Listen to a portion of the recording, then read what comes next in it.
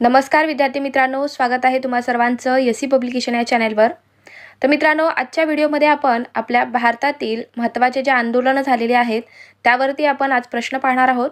तर अत्यंत महत्त्वाचा हा व्हिडिओ मित्रांनो, परीक्षेमध्ये यावरती 100% प्रश्न असतो, तर शेवटपर्यंत पहा।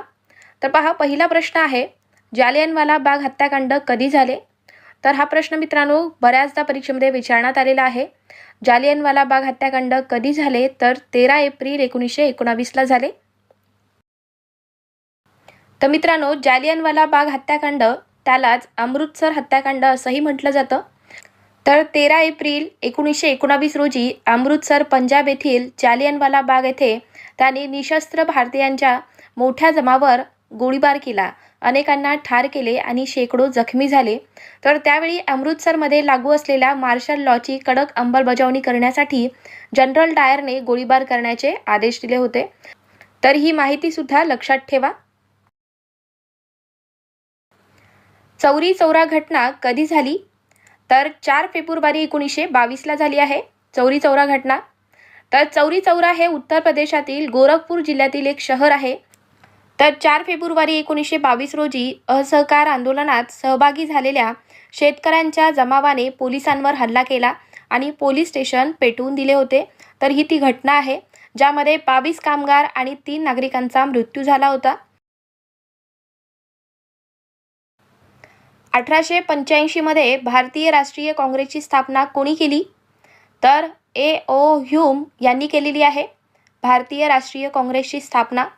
तर मित्रांनो, परीक्षेमध्ये प्रश्न येऊ शकतो की आपल्या भारतीय राष्ट्रीय काँग्रेसची स्थापना कधी झाली आणि कुठे झाली असाही प्रश्न येऊ शकतो। तर लक्षात ठेवा, 28 डिसेंबर 1885ला झालेली आहे, मुंबईला झाली होती याची स्थापना। चला पुढचा प्रश्न पहा, स्वातंत्र्य हा माझा जन्मसिद्ध हक्क आहे आणि तो मी मिळवणारच हे विधान कोणाचे आहे? तर हे विधान आहे बाळ गंगाधर टिळक यांचे। नेक्स्ट क्वेश्चन, काँग्रेसने संपूर्ण स्वातंत्र्याचा ठराव केव्हा आणि कुठे पास केला? तर 31 डिसेंबर 1929 रोजी लाहोर अधिवेशनात संपूर्ण स्वातंत्र्याचा ठराव पास केला होता काँग्रेसने। महात्मा गांधींनी दांडी समुद्रकिनारी मीठ कायद्याचे उल्लंघन केव्हा केले? तर 6 एप्रिल 1930ला केले आहे। तर पहा मित्रांनो, 12 मार्च 1930 रोजी गांधीजींनी 78 अनुयायासह साबरमती अहमदाबाद येथील आश्रमातून पदयात्रा सुरू केली। दांडीपर्यंतचे 241 मैलाचे अंतर त्यांनी 24 दिवसात पूर्ण केले आणि 6 एप्रिल 1930 रोजी अरबी समुद्रकिनारी दांडी शहरात मीठ कायदा मोडला गेला। तर परीक्षेमध्ये बऱ्याचदा प्रश्न आलेला आहे मित्रांनो यावरती की दांडी यात्रेची सुरुवात कधी झाली होती? तर 12 मार्च 1930ला। आणि कुठून सुरू झाली होती ही? तर साबरमती आश्रमापासून। तर लक्षात ठेवा मित्रांनो, अतिशय महत्त्वाचा हा प्रश्न। लंडनमध्ये ब्रिटिश सम्राटने पहिल्या गोलमेज परिषदेचे उद्घाटन केव्हा केले? तर 12 नोव्हेंबर 1930ला केले, लक्षात ठेवा। तर पहा, पहिली गोलमेज परिषद ब्रिटनचे पंतप्रधान रॅमसे मॅकडोनाल्ड यांच्या अध्यक्षतेखाली झाली। 12 नोव्हेंबर 1930 रोजी हे लंडनमधील हाऊस ऑफ लॉर्ड्सच्या रॉयल गॅलरीचे महामहिम जॉर्ज पंचम यांनी उद्घाटन केले। गांधी आरवियन करार कधी झाला? तर 5 मार्च 1931ला झालेला आहे। तर पहा मित्रांनो, 5 मार्च 1931 रोजी लंडनमधील दुसऱ्या गोलमेज परिषदेपूर्वी महात्मा गांधी आणि तत्कालीन व्हाईसरॉय लॉर्ड आरवियन यांच्यात राजकीय करार झाला, ज्याला गांधी आरवियन करार म्हणतात किंवा त्यालाच दिल्ली करार असंही म्हटलं जातं। तर लक्षात ठेवा मित्रांनो, कधी झालेला आहे हा करार? तर 5 मार्च 1931ला। कोणामध्ये झालेला होता? तर महात्मा गांधी आणि लॉर्ड आरवियन यांच्यात हा राजकीय करार झाला, म्हणून त्याला गांधी आरवियन करार असं म्हटलं जातं। तर लक्षात ठेवा। तर मित्रांनो, तुम्हाला आपले व्हिडिओ कसे वाटतायत? व्हिडिओ आवडत असतील तर व्हिडिओला लाईक करा, शेअर करा आणि मित्रांनो आपल्या इन्स्टा पेजला सुद्धा तुम्ही फॉलो करून घ्या। त्यावरती सुद्धा परीक्षेच्या दृष्टीने जे काही महत्त्वाचं आहे आपण ते टाकत असतो, त्याची लिंक डिस्क्रिप्शनमध्ये आहे। चला पुढचा प्रश्न आहे अतिशय महत्त्वाचा, पहा, कोणते वृत्तपत्र लोकमान्य टिळकांनी भारतीय राष्ट्रीय चळवळी दरम्यान लिहिले होते? तर त्यांनी केसरी हे वृत्तपत्र लिहिलेले आहे। तर पहा मित्रांनो, केसरी हे लोकमान्य टिळक यांनी भारतीय राष्ट्रीय चळवळीच्या काळात लिहिले होते. त्यांनी केसरी आणि मराठा हे 2 वृत्तपत्रे सुरू केली. केसरी जे आहे ते मराठीतून आहे आणि मराठा जे आहे ते इंग्रजीमधून आहे मित्रांनो. आणि अजून एक महत्त्वाचा पॉईंट मित्रांनो, की गणपती महोत्सवाची सुरुवात कोणी केलेली आहे, तर लोकमान्य टिळकांनी केलेली आहे. कधी केली होती त्यांनी, तर 1893ला. आणि त्यांनी छत्रपती शिवाजी महाराज महोत्सवसुद्धा सुरू केलेला आहे 1895ला. आणि अजून एक महत्त्वाचा पॉईंट यामधला मित्रांनो, की 1916मध्ये त्यांनी होम रूल लीगची स्थापना केलेली आहे. कधी, तर 1916ला. हा सुद्धा प्रश्न बऱ्याचदा आलेला आहे. तर पहा, यामध्येच आपले कितीतरी प्रश्न कव्हर झालेले आहेत मित्रांनो. त्यासाठीच आपण हे एक्स्ट्राची माहिती घेतलेली आहे, कारण त्यामधून सुद्धा प्रश्न परीक्षेमध्ये विचारले जातात. तर व्यवस्थितपणे नोट डाऊन करून घ्या. चंपारणच्या शेतकऱ्याचे नेतृत्व करण्यासाठी गांधीजींना कोणी आमंत्रित केले, तर राजकुमार शुक्ला यांनी आमंत्रित केले होते. तर पहा मित्रांनो, चंपारण चळवळ ही मुळात नीळ शेती करणाऱ्या शेतकऱ्यांच्या शोषणाविरुद्ध होती.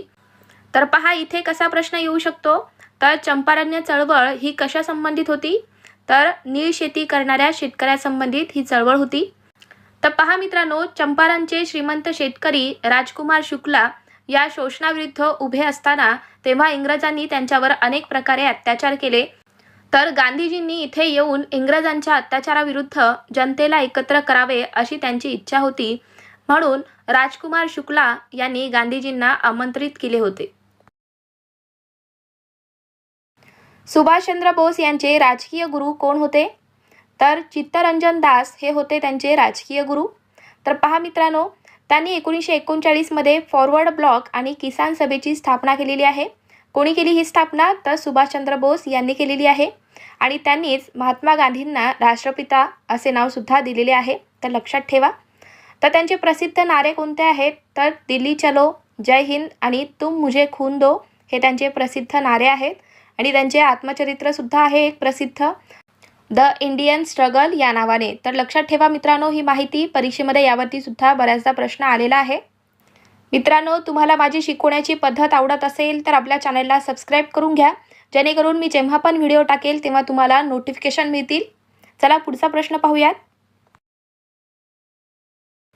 अभिनव भारत ही क्रांतिकारकांची गुप्त संघटना कोणाकडून स्थापन करण्यात आली, तर बी.डी. सावरकर यांच्याकडून स्थापन करण्यात आली होती. तर पहा मित्रांनो, अभिनव भारत सोसायटीची स्थापना विनायक दामोदर सावरकर आणि त्यांचे बंधू गणेश सावरकर यांनी 1904मध्ये नाशिकमध्ये केली होती. तर त्याचे सुरुवातीचे नाव होते मित्रमेळा. तर त्याची स्थापना 1899मध्ये झाली होती. तर लक्षात ठेवा मित्रांनो. कोणी खिलाफत चळवळीचे नेतृत्व केले, तर अली ब्रदर्स यांनी केले होते खिलाफत चळवळीचे नेतृत्व.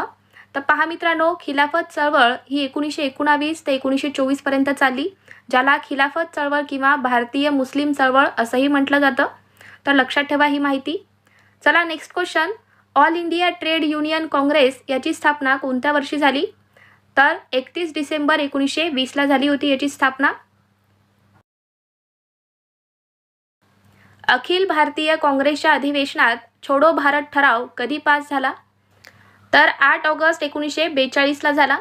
तर पहा मित्रांनो, 8 ऑगस्ट 1942 रोजी वर्धा मुंबई येथे अखिल भारतीय काँग्रेस कमिटीच्या अधिवेशनात गांधीजींनी भारत छोडो आंदोलन सुरू केले आणि करो या मरोची हाक दिली. तर वर्धा प्रस्तावालाच भारत छोडो प्रस्ताव असंही म्हटलं जातं. तर लक्षात घ्या. भारतात होम रूल आंदोलनाचे नेतृत्व कोणी केले, तर ॲनी बेझंट आणि लोकमान्य टिळक यांनी केले होते. तर पहा, एप्रिल 1916मध्ये टिळकांनी बेळगावमध्ये इंडियन होम रूल लीगची सुरुवात केली आणि ॲनी बेझंट यांनी सप्टेंबर 1916मध्ये मद्रासमध्ये होम रूल लीगची सुरुवात केलेली आहे. तर लक्षात ठेवा ही माहिती. रोलेट ॲक्ट कधीचा आहे, तर पहा 19 मार्च 1919चा हा कायदा आहे. तर या कायद्यानुसार सरकार कोणत्याही व्यक्तीला कोणत्याही खटल्याशिवाय अनिश्चित काळासाठी ताब्यात ठेवू शकते आणि त्याला अपील, याचिका किंवा वकील करण्याचा अधिकार नाही. या कायद्याबद्दलची भारतीय प्रतिक्रिया आणि सरकारी दडपशाही पाहता या कायद्याच्या विरोधात सर्व भारतीय एकत्र उभे राहिले आणि त्यांनी याला ब्लॉक बिल असं नाव दिलं आहे. तर मित्रांनो, यावरती सुद्धा बऱ्याचदा परीक्षेमध्ये प्रश्न आलेला आहे. तर लक्षात ठेवा, रोलेट ॲक्ट हा 19 मार्च 1919चा आहे. कोणत्या घटनेमुळे महात्मा गांधींनी असहकार आंदोलन स्थगित केले? तर ती कोणती घटना होती? तर चौरी चौरा ही घटना आहे. तर पहा मित्रांनो, महात्मा गांधींनी अहिंसेच्या तत्त्वज्ञानाच्या आधारे असहकार चळवळ सुरू केली. मात्र चौरी चौरा घटनेमुळे मोठ्या प्रमाणात हिंसाचार झाला.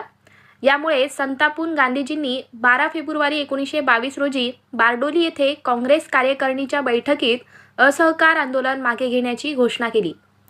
तर ही महत्त्वपूर्ण माहिती मित्रांनो लक्षात ठेवा. सायमन कमिशन भारतात कधी आले? तर फेब्रुवारी 1928ला आले. खिलाफत चळवळ कधी सुरू झाली? तर मार्च 1919ला सुरू झाली होती खिलाफत चळवळ. स्वराज्य पक्षाची स्थापना कोणी केली? तर मोतीलाल नेहरू आणि चित्तरंजन दास यांनी केलेली आहे स्वराज्य पक्षाची स्थापना. आणि कधी केली असाही प्रश्न येऊ शकतो. तर लक्षात ठेवा, 1 जानेवारी 1923. चला नेक्स्ट क्वेश्चन. चितगावच्या पोलीस शस्त्रागारावरील हल्ल्याचा प्रमुख कोण होता? तर सूर्यसेन हा होता. तर मित्रांनो, सूर्यसेन यांनीच भारतीय रिपब्लिकन आर्मीची सुद्धा स्थापना केलेली आहे. हे सुद्धा लक्षात ठेवा. आणि यावरती अजून एक प्रश्न येऊ शकतो मित्रांनो, की चितगाव गटाचे नेतृत्व कोणी केले होते असा प्रश्न बऱ्याचदा आलेला आहे. तर सूर्यसेन यांनी केले. लक्षात ठेवा.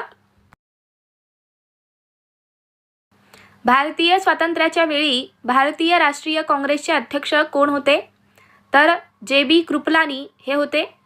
Next question. युगांतर पक्षाचे नेतृत्व कोणी केले? तर जतींद्रनाथ मुखर्जी यांनी केले आहे युगांतर पक्षाचे नेतृत्व. हिंदुस्तान रिपब्लिकन असोसिएशन याची स्थापना कोणत्या वर्षी झाली? तर 1924ला झाली आहे. भगतसिंग, सुखदेव आणि राजगुरू यांना कोणत्या प्रकरणात फाशीची शिक्षा सुनावण्यात आली होती? तर लाहोर कट प्रकरण. तर या प्रकरणामध्ये भगतसिंग, सुखदेव आणि राजगुरू यांना फाशीची शिक्षा सुनावण्यात आली. तर मित्रांनो, हे झाले आजचे महत्त्वाचे प्रश्न. अतिशय महत्त्वाचा हा टॉपिक मित्रांनो परीक्षेसाठी. यावरती परीक्षेमध्ये 100% प्रश्न असतो. तर तुम्हाला हा आजचा व्हिडिओ कसा वाटला, माझी शिकवण्याची पद्धत आवडत असेल तर व्हिडिओला लाईक करत चला, चॅनलला सबस्क्राईब करून घ्या आणि तुमच्या मित्रांना सुद्धा शेअर करा मित्रांनो, जेणेकरून त्यांना सुद्धा याचा फायदा होईल. चला तर मग भेटूयात पुढच्या व्हिडिओमध्ये. थँक्यू.